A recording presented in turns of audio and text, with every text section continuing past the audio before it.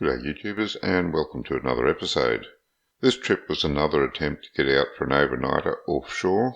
At least this time we realised that the weather wasn't as predicted, and we stayed in the bay for the overnight portion, heading out offshore the next morning. Weather was still rougher than predicted, so change of plans once we got across the bar. In fact, we had many changes of plans on this trip. Stick around for the analysis of the trip at the end. There's some good lessons to be drawn from it. And let's roll the video on the trip. We've been watching the weather all year, looking for some decent opportunities to get offshore, and there haven't been very many of them, and what there has mostly been in the middle of the week, which makes it a little bit awkward, but I do have plenty of holidays up my sleeve, so I can take the odd day off in the middle of the week, work permitting, which again has been a little bit of an issue. Lots of things happening at the moment.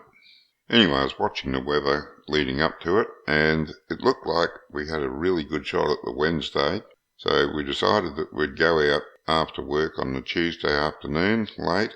We'd just get out there before it got dark, if we were lucky. Really wanted to cross the bar before it got dark anyway. So that was about, nearly a week beforehand we planned that. As you can see from the weather reports, it was looking really good.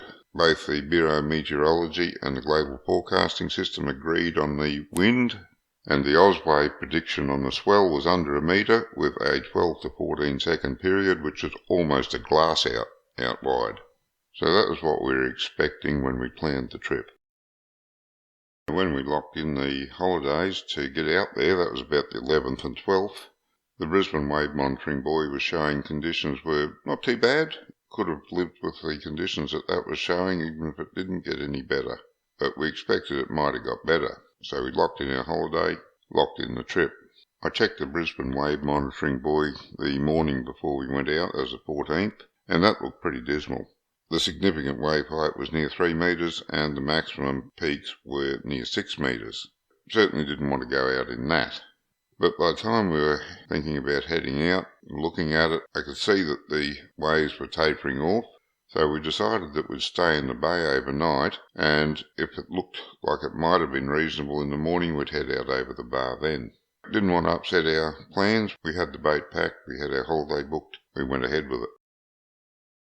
Given conditions in the bay and its proximity to the Rouse Channel and away out over the bar, we decided that Harry's would be a worthwhile chance for the overnighter. If Harry's didn't look any good, there was always the foul ground, the Rouse Knob, or Fisherman's Gutter if the weather looked a little bit rocky. So that's what we did. We headed out to Harry's, found a mark with some bait on it, and what could have been a few bigger fish, so we spot-locked there.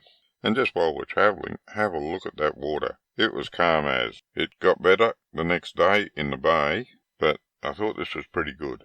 By the time we got to Harry's, it was getting a bit dark, so it was too dark to use the GoPro and film anything. But I did manage to get a few stills and a couple of shots on the phone camera, which surprisingly is much better in low light conditions than the GoPro is. I came up with the first fish of the trip, which was a throwback. He was undersized, I think from memory he was around 30. Then Brad landed one that was a little bit oversized, about 37, 38 I believe.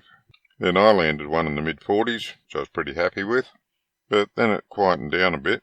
I landed a couple more that we threw back, and I brought one to the boat, which was at least the size of the big one I got, the 45, and I messed up the net.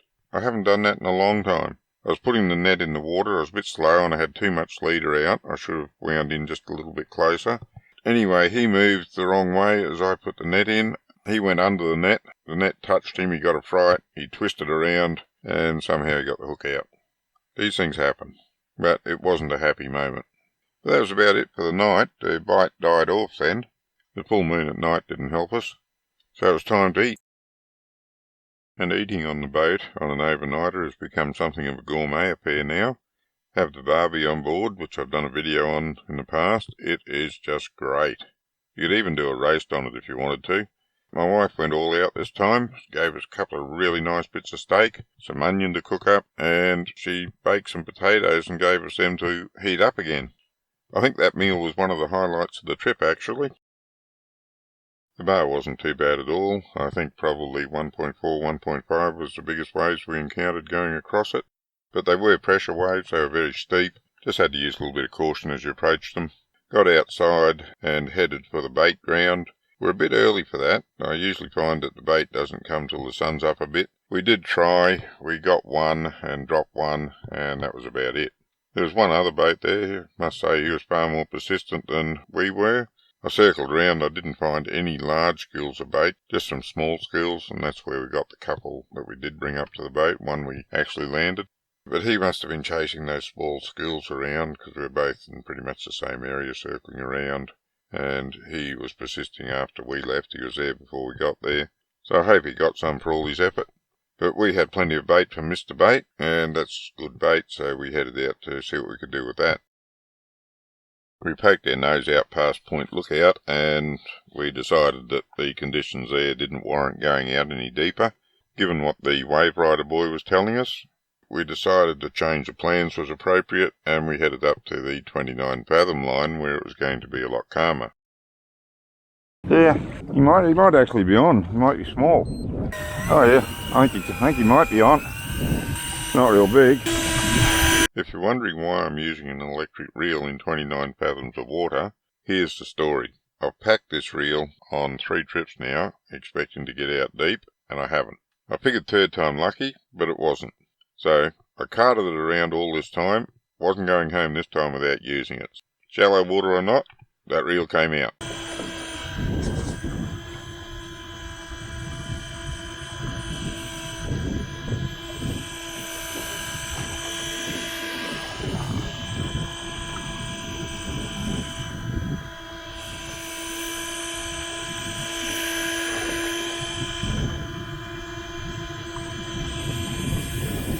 Well, it's a lazy way to fish. Yeah. Yeah, I think I could get used to it.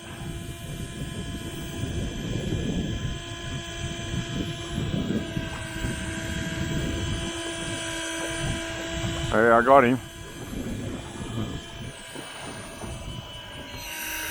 That's got a line too. Oh, have we? Shit. Yeah, I want the net. I want the net.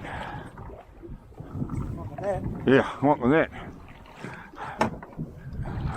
Maybe not have time for it. I might just take him. Ah, yeah, I got him. What's that? Oh, he's not. He's a mackerel. Oh,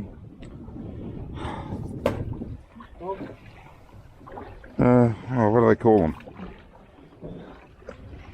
Mac tuna. Bait tank. Hey? Cut him up for bait. Oh, okay.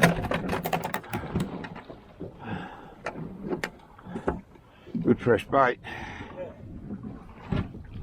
Yeah. Alright.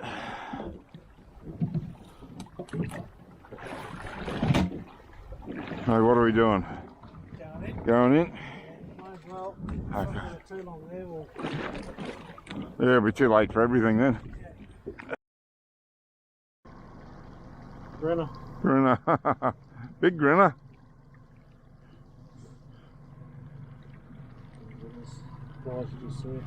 Yeah, hang on, I need some more line out.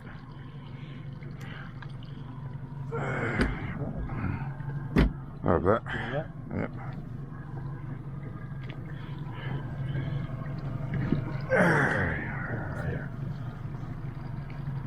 Oh shit, you swallowed that, didn't you, you stupid thing? Alright, well, there you go. Drag. Oh, hang on, I just want to... Keep it in. Yeah, barely. There you go. Oh, well, that's it. That's the sum total of the fish from the trip, both from Harry's. Dropped another one about that size right at the boat that night. My fault. I just messed up with the net. Tried to get it under him and he moved and I just didn't have the line short enough and He went under the net went on top of him, and somehow he managed to get the hook caught in the net and gave him enough leverage to twist himself off. So that was disappointing, but never mind, that's fishing. Got a bit of a feed here. Didn't get anything much today. I got just rubbish. Grinner, toad. There's a grinner, toad. What else was it? Oh, shark. And oh yes, the mat tuna. Well, I said we would have an analysis of the trip at the end, and this is going to be it. First of all, I'll say we did everything right this time. We checked the wave rider buoy before we left home, so we knew it wasn't going to be good outside for the overnight section, and we changed our plans on the way to the ramp and decided that we'd go to Harry's for the overnight part. When we were at Harry's, the bite died off. It was getting a little bit rolly, so change of plans again. We went into Fisherman's Gutter just for sleep the night. Staying at Harry's in the first place was a good move because that got the only take-home fish of the trip. We got up next morning, had some breakfast, Cocoa Pops, breakfast of champions, and headed off across the bar. We were a little bit over keen. We got over the bar just after first light, and of course the bait fish weren't gathered up by then, but it wasn't a big deal. Had some really good bait, Mr. Bait's bait. We decided we'd just head off and have a look at the weather offshore. Got out to the end of Point Lookout, and we could see the swell was going to build up the further out we got, so changed our plans then, headed up to the 29 fathom line. There's a guy drifting there, not far from where we wanted to drift, so we started doing the same, drifting that area. There wasn't a lot of show on the sounder. We looked around a fair bit. There was a little bit of show on the sounder every now and then, very little. We dropped the lines anyway, and I ended up getting a mac tuna out there, but there wasn't anything much to see, wasn't any real bite on. So we decided we'd pack it in and come back into the bay and just try fishing there where we were going to be comfortable at the very least. And just remember that this was on a Wednesday, right in the middle of the week. So I came into the bay, no dramas, headed down the Rouse. Thought we'd have a look at the Rouse knob at first. Then we got there and no one else there. Set up our drift line, had a couple of drifts. Some small fish around, but lots of show on the sounder, so it was looking promising. We thought we'd do the drift a few times. Then someone came along and anchored right in the middle of our drift line. So I had one drift and just nudged the boat around him on the engine as we drifted past. But it was pretty unsatisfactory doing that, so we decided we'd go and try somewhere else.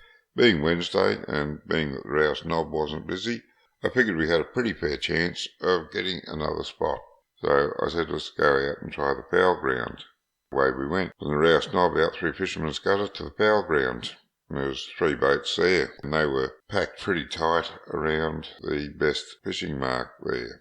So I went as close as I could without disturbing them, so I could get a scan on the side scan, just to see what it was like. Wasn't anything to speak of.